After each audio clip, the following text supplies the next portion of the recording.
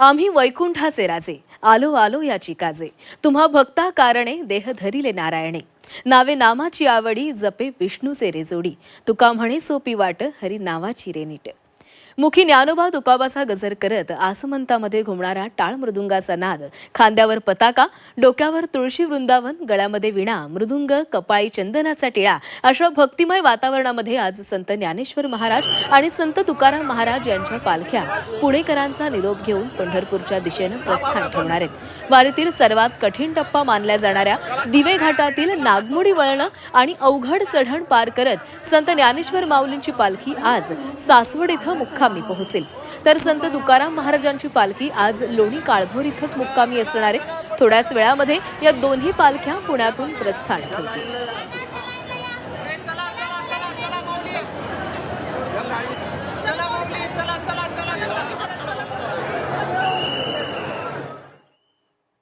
लागती पादुका तेमी तळीला मृत्तिका तुका म्हणे पंढरीनाथा दुजे न धरावे समर्था। पंढरीच्या वाटेनं निघालेल्या माऊली आणि तुकोबांच्या पालख्यांचं मुख्यमंत्र्यांनी पुण्यामध्ये दर्शन घेतलं। भवानी पेठेमध्ये श्री संत ज्ञानेश्वर महाराज पालखी सोहळ्याला भेट देऊन माऊलींच्या पादुकांचं दर्शन घेण्यात आलं। यावेळी संस्थांच्या वतीनं त्यांचा सत्कारही करण्यात आला। त्यानंतर मुख्यमंत्र्यांनी उपस्थित वारकऱ्यांशी संवाद साधलेला आहे। तसंच निवडुंगा विठोबा मंदिरामध्ये विसावलेल्या तुकोबांच्या पादुकांचंही त्यांनी दर्शन घेतलं। पालखी सोहळ्यामध्ये आषाढी वारीमध्ये सहभागी होणं अतिशय सुंदर अनुभूती आहे। महाराष्ट्राच्या या परंपरेमधून असीमित ऊर्जा मिळते अशी भावना यावेळी त्यांनी व्यक्त केली आहे। वारीमध्ये सहभागी झालेले वारकरी आणि शेतकऱ्यांना सुखी ठेव असं साकडं त्यांनी विठुरायाच्या चरणी घातलेलं आहे।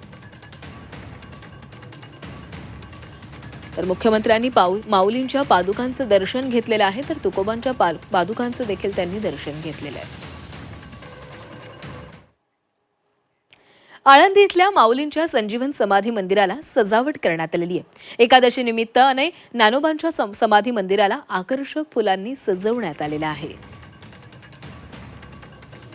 तर आळंदीमध्ये आता लाखो वारकरी दाखल होतील आणि माऊलींच्या मंदिराला आकर्षक अशी सजावट करण्यात आलेली आहे। एकादशी निमित्तानं अलंकापुरी सजलेली आहे।